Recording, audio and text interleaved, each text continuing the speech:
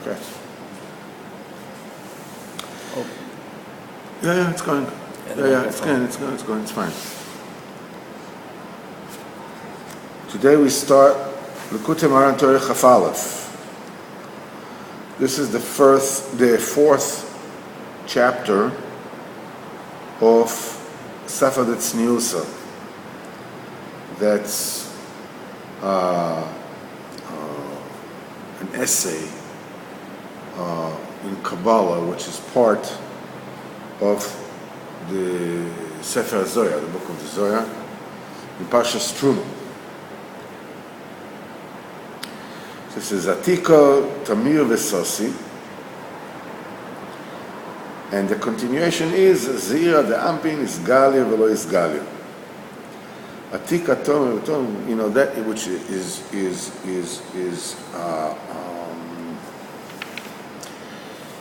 is so exalted as to be separate, which is concealed and unfathomable. Zira the Ampin, in the small face, it is revealed and it's not revealed. In the realm of Olam Atzilus, we said there are 5 spiritual structures, which we call partzufim, personas. We have Arich Anpin, or we call the long face. You can call Saba, you can call Keter. You have Abba and Ima, which is the father and the mother, which is the Chochmah and the Bina. Then you have Zer Anpin, we call the small face. That's the 6th Sefirot, from Chesed to the Yesod. And then you have Nukva, you have a female. This is the persona of the Malchus. Now, that persona, that spiritual structure of Arich Anpin, is also called Atik. Atik means removed. It's also called ancient. I mean, in Hebrew, they wrongly translated as ancient, like, antique. But it's not. It's Lashon ne'etak mimkoimo, removed from its place. Atik means it is removed from the reality as we know it. Because the world of the Kesser, as far as the reality that we are within, belongs to Olamas Ensof. It belongs to the realm of infinity. Because Kesser, if you recall, is a promise. When we decided we're going to learn here at 9 o'clock, that was the Kesser of what we're learning now here. It was the promise that we're going to come here, we're going to sit, we're going to learn. So, on one hand, that decision, that invitation, so to speak, to sit down and learn here, in a certain potential way, it includes everything that we're going to learn here. But in a theoretical way, in a very spiritual way, in a very, not a mamoshasdik way. So, but now that we're sitting here, that promise is removed from the reality. It's part of it. It's the promise that preceded, this sitting here. But now it's Lamaisa. It's no longer shy. The Kesser is called Atik. It's removed. It's beyond. It's before. And it's totally concealed and unfathomable. In other words, it is the light of the Kesser that cloaks itself in all the personas underneath it. That's why in the name of the Keser itself, there's no Shem Havaya which is being revealed. But the persona of Zeir Anpin, which is revealed from its face, Kivyocho, and concealed from Pchinas Acharai, so there is already a revelation of Shem Havaya in. That's why the Shem of the Keser, Shem Eke, it's Aleph K Yud K. It's not Yud Ke Vav Ke. There's no Yud Ke Vav Ke in Atat. But the name of Shem Eke, of Zeir Anpin, is Yud Ke Vav Ke. Is revealed. Now we know that there is 10 names of Havaya in the 10 spheres. And in the continuation of the Mama, the Rebbe is going to explain this. It's 10 names. The 10 Havayas in the 10 spheres. Each one is punctuated, is vowelized differently. In the Chochmah, it is vowelized in comets. Because the light, when it's in the sphere of Chochmah, it's kamitz v'sosim, it's still fisted. So the words comets, the vowel of comets, denounces the of kmitza, of fisting. Closed. Okay? Yeah. In the sphere Sabino, Shem Havaya is benikut tzere. Tzere is mishon surah, it's shown formation, it forms, and so forth and so on. And that's the mother. Yes. That's the Ima. Yes. So each sphere has an Havaya different Niko. Until Malchus has a Shva, which is the two dots which doesn't have a sound. Once it's ready to receive the light that comes about it. So later on we will talk about this particular Maimon. So the Rebbe starts this pasuk that it says to Moshe Rabbeinu, speak to Aaron and tell him Ba'aloisches Aneiros. He says El Mul Pnei Menorah, before the face of the menorah, Yu Shiva Saneiros. Let the 7 candles shine. The famous beginning of Pashas Ba'aloscha. That's the beginning. And Rashi says, what do you mean Ba'aloscha Saneiros? What does it mean when you light up the neiros? Let the neiros shine before the center candle. What is he telling us? So Rashi says that you have to light it up. You have to hold the wick, so to speak, to the wick of the candle, until the flame will burn on its own. In other words, don't take your hand away from the wick until the flame catches and it burns steadily on its own. That the flame will be going up on its own already. And the Rebbe says like this, Siman Aleph. Ksiv, it is said about the creation of man, Acho vekedem tzartani. You have created my face and you created my behind, from the front and from the back. And this is denotes of the fact that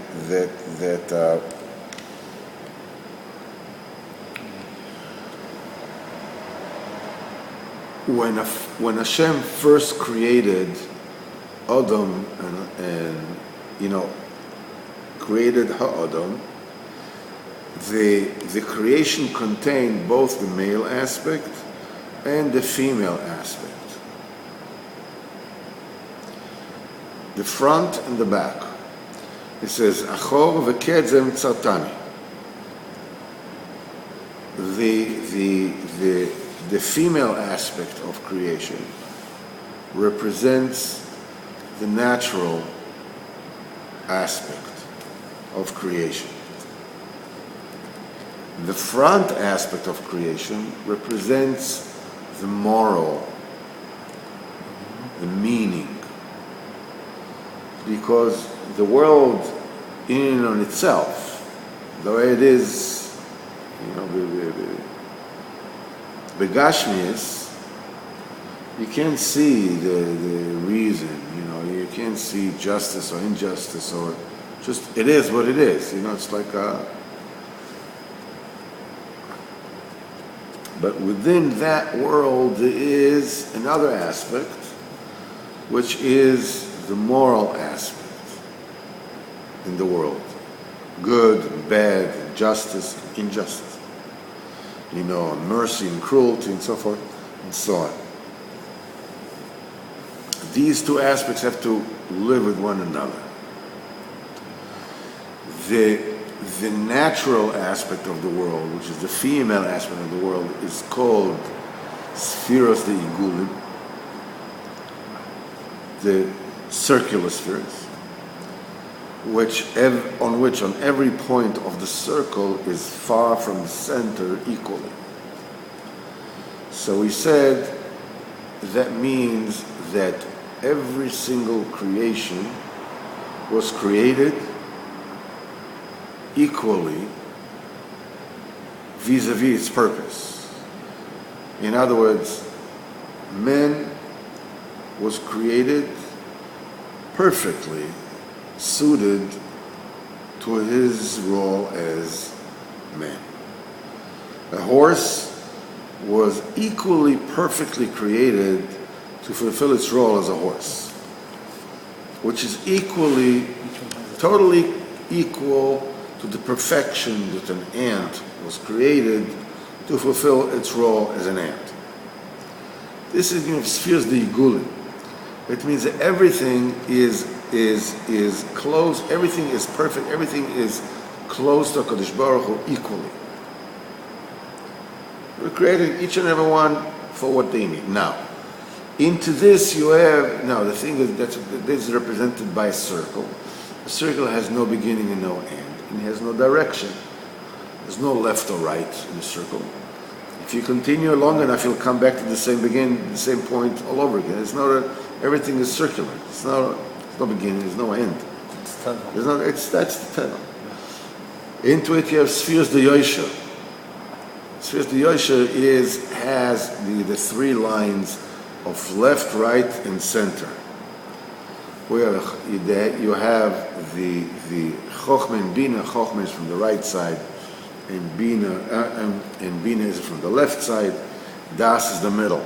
Then you have the Chesed on the right side, and the Gvura on the left side, and Tiferes in the middle.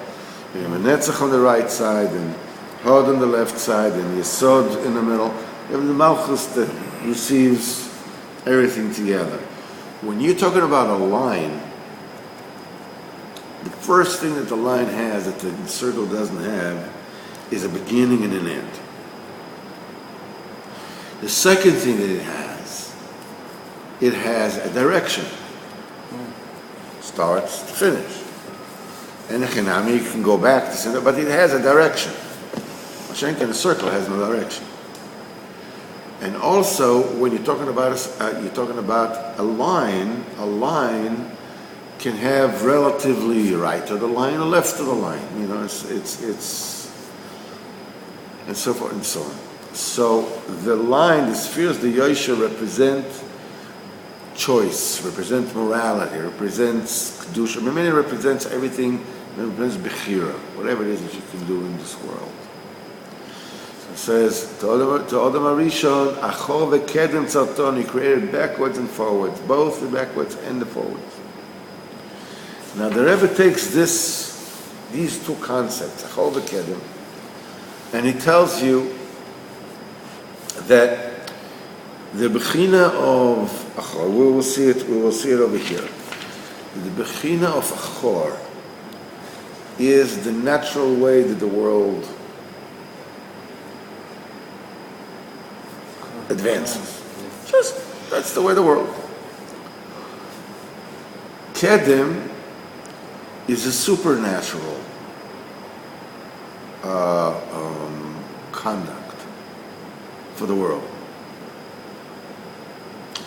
The Rebbe is going to teach is that the more involved you are with the physical aspects of this world, the more you are subject to the physical limitations of this world. The more you control, the more you push away, from getting embroiled in the physical aspects of this world, the more you get to the moral, the kedusha, the supernatural aspect of reality, because they're both there. There's a chol, there's kedem, there's the natural, then there's the choice. And he says like this: Ksiva chol kedem tzartani. He says like this: Ki yesh sechel, there is a mentality, there is a mental faculty, mental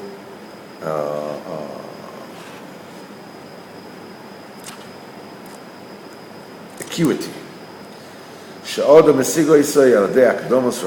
person understands things, and through these things, he understands other things, until he understands that particular seichel. In other words, those things that he has to understand first are preamblance to the main thing. You want to teach somebody how to build a table. So you tell them, there's a table and 4 legs, so it stands like this, so it's stable and it's flat and so the fact that it has a leg and it has a surface, and so what happens if it only has 3 legs? So it's also a table. When it's a table with 3 legs, what happens if it has 2 legs? This one has 2 legs, they're split into. Yeah. So you can see there's that tables, in picnic areas, which is only 1 leg in the middle. It's like this is also a table. Okay? So all these things, it's 4 legs or 3 legs, and then from this you understand that the main thing is that the table should be stable and should hold, and you should be able to sit with your legs in, so you can be comfortable right next to the table and either write or eat or do whatever it is you need to do. But once you know what a table is, when you see a table, you don't start by counting the legs and saying, here's a surface that is standing and it has 1 leg or 2 legs or 3 legs or 4 legs or 5 legs. You just know it. There's one thing. It's a table. Finished. You know it with one idea, with one knowledge. You know it. But the way to acquire that level of knowing starts with akdomas. It starts with, it's like, some people, when you ask them a question, they said, I got to tell you the background. What happens is that, my aunt called my house and the other time, and then this and that, and my cousin, I have a cousin, and this and that, until you get to the point, the people pass out. Yeah, but the point is that everything that you learn in this world, the derech hateva, the natural way of learning in this world, is that preamblums are added one to the other until a seichel is arrived at. So children learn addition, and then you learn 2 plus 2 is 4, and 4 plus 4 is 8, and like this, and then you learn subtraction, and then you learn multiplication and division and this. And you have to build upon it. You have to start in the body. You can't start from sinus and cosinus. You have to start with addition. That kind of learning is called achor. That's a natural way. You have to start at the back and go forward. This particular kind of seichel is you have to go to the back and what? You're not learning math in order to know that 2 plus 2 is 4. You learn math to be able to, to do complex calculations or whatever it is. But you can't get there without a 2 plus 2 is 4, right? 1 plus 1 is 2. You can't get anywhere without starting there. When you learn how to drive. So you sit in the car and you learn this and that's the brake, that's the gas, that's the this, that's the that, whatever it is. And you have to learn, another preamble, another detail, until they all build a certain seichel, that you know how to drive. You know how to drive. And when you're driving, you don't think, now I have to press this pedal and that pedal. It just comes naturally because you're kind of the seichel, but it has to start from the achor, from the details, from the back, go forward. It says, Yesh seichel she'odom asigoto adek domos rabbis. It's a seichel that a person achieves, acquires through a lot of preambles. This particular